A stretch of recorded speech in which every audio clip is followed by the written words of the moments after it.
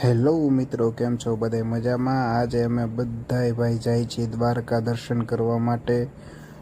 સવારમાં અમે બધા નીકળી ગયા છીએ ભાઈ દ્વારકા દર્શન કરવા માટે. અને ભાઈ રસ્તામાં ભાઈ દ્વારકા દર્શન કરવા જતા ત્યાં વચમાં પહેલું ટોલ નાકું આવી ગયું. અને ભાઈ ત્યાંથી અમે ટોલ નાકું ટપીને વૈધા આગળ.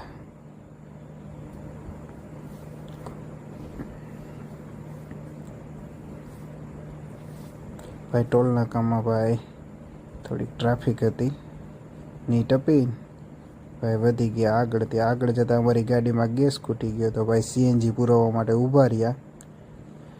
ત્યાંથી ભાઈ વૈધા પાછા અમે આગળ.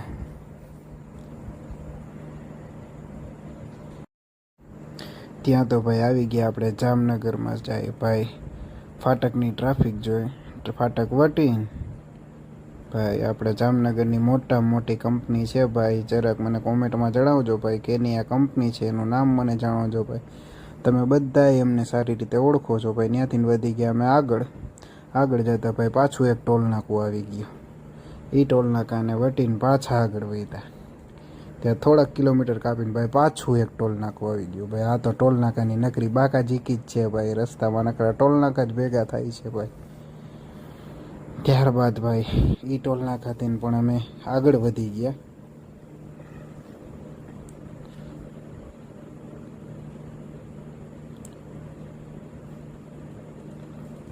ભાઈ ધીરે ધીરે અમે દ્વારકા તરફ આગળ વધતા હતા. ત્યાં દ્વારકાનો દરિયાનો નજારો ભાઈ નજીક આવતો જાય છે. દ્વારકા પહોંચવા આવી ગયા ભાઈ. ત્યાં ભાઈ બધાને ભૂખ લઈ ગઈ તો કે હાલો ભાઈ ઊભા રહ્યો હોટલમાં. તો હોનેસ્ટ હોટલમાં ભાઈ અમે ચા પાણી નાસ્તો કરવા માટે ઊભા રહ્યા બધાય.